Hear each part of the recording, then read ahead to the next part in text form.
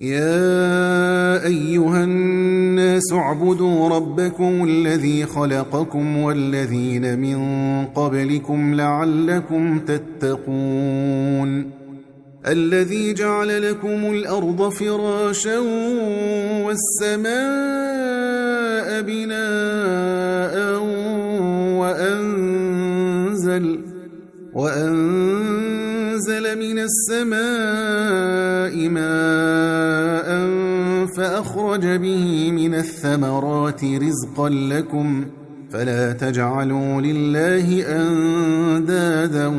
وأنتم تعلمون وإن كنتم في ريب مما نزلنا على عبدنا فأتوا بسورة من مثله ودعوا شهداءكم من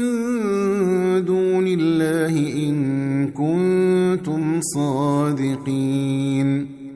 فإن لم تفعلوا ولن تفعلوا فاتقوا النار التي وقودها الناس والحجارة أعدت للكافرين وبشر الذين آمنوا وعملوا الصالحات أن لهم جنات تجري من تحتها الأنهار كلما رزقوا منها من ثمرة رزقا قالوا هذا الذي رزقنا من قبل وأتوا به متشابها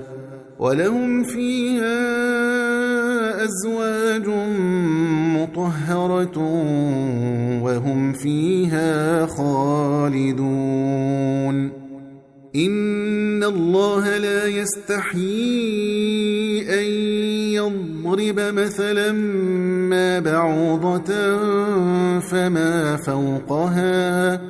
فأما الذين آمنوا فيعلمون أنه الحق من ربهم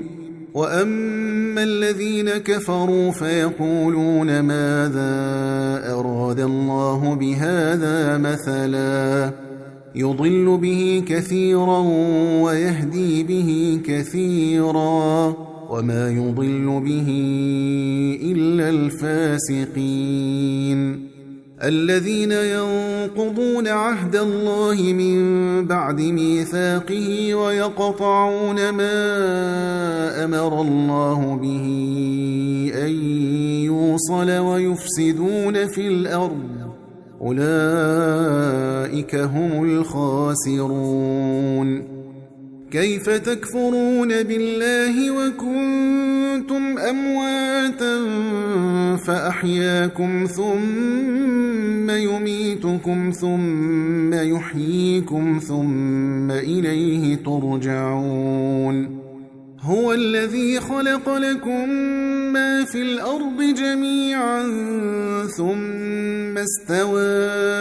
إلى السماء فسواهن 7 سماوات وهو بكل شيء عليم وإذ قال ربك للملائكة إني جاعل في الأرض خليفة قالوا أتجعل فيها من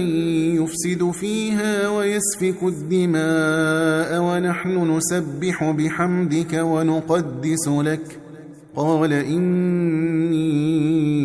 أعلم ما لا تعلمون